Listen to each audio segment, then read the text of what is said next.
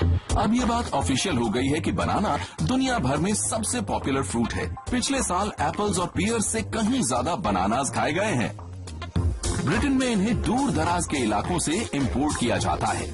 Costa Rica में ये plantation football की 324 पिच के साइज के बराबर है, जहां काम करने वाले आसपास जाने के लिए पुलिस सिस्टम का इस्तेमाल करते हैं। वैसे तो ये सिस्टम केलों को लाने ले जाने के लिए है, लेकिन अपना टाइम बचाने के लिए वर्कर्स भी इसका इस्तेमाल करते हैं। मॉडर्न बनानास स्टेराइल होते हैं, इसलिए हर नए प्लांट को पुरानी कटिंग से ही लिया जाता है।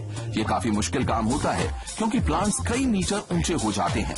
अगर वर्कर्स इन्हें हर साल उन्हें दोबारा नहीं लगाएंगे तो प्लांटेशन में नए केले बनने बंद हो जाएंगे।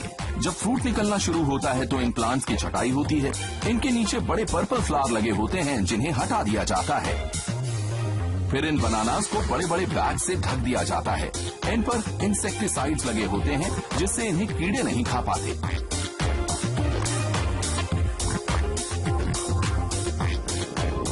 इंसेक्ट्स को दूर रखने के लिए इन पर स्प्रे भी किया जाता है। लेकिन यहाँ ये काम एयरप्लेन से नहीं बल्कि एक हाईटेक चॉपर से किया जाता है, जो ये काम काफी तेजी से करता है।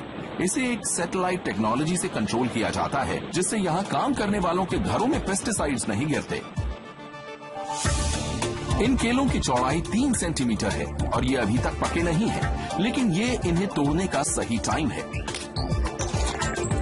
जब ये इस साइज के हो जाते हैं तो ये लोग इन्हें इकट्ठा करके पैकिंग प्लांट में भेज देते हैं। प्रोटेक्टिव बैग्स को हटाकर इनके बीच में फोम डाला जाता है।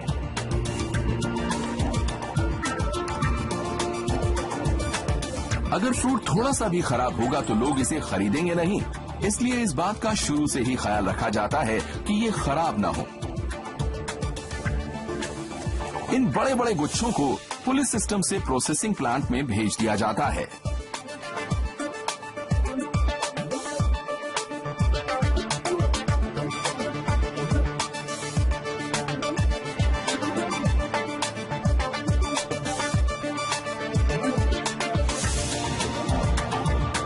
अब कोई एक साथ 60 केले तो लेगा नहीं, इसलिए इनके छोटे छोटे गुच्छे बनाए जाते हैं और फिर इन्हें धोने के लिए भेज दिया जाता है।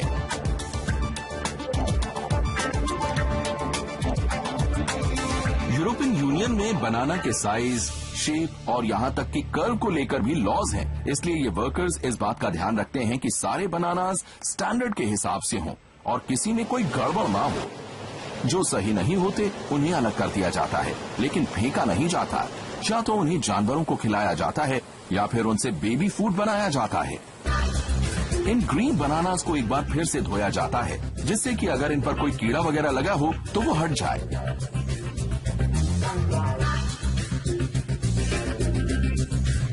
इसके बाद इस पर इसकी ट्रेडमार्क ब्रांडिंग लगाई जाती है।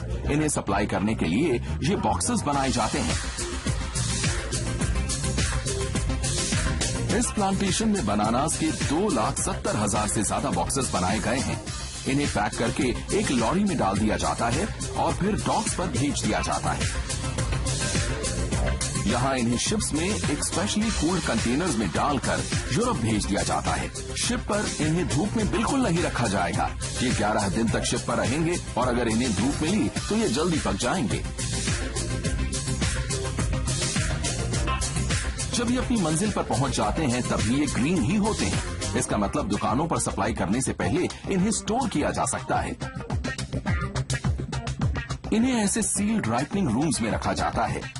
जब इन्हें दुकानों पर सप्लाई करना होता है तो इन रूम्स में एथिलीन गैस डाली जाती है। इस गैस से ये केले धीरे धीरे पक जाते हैं और दुकान वालों को पता होता है कि ये कब पकेंगे।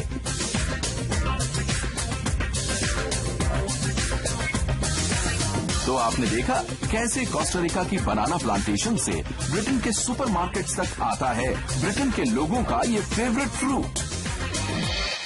क्या आप जानते हैं एल्विस प्रेस्ली को चीज बर्गर्स काफी अच्छे लगते थे, लेकिन उनका एक और फेवरेट स्नैक था फ्राइड बनाना और पीनट बटर सैंडविच।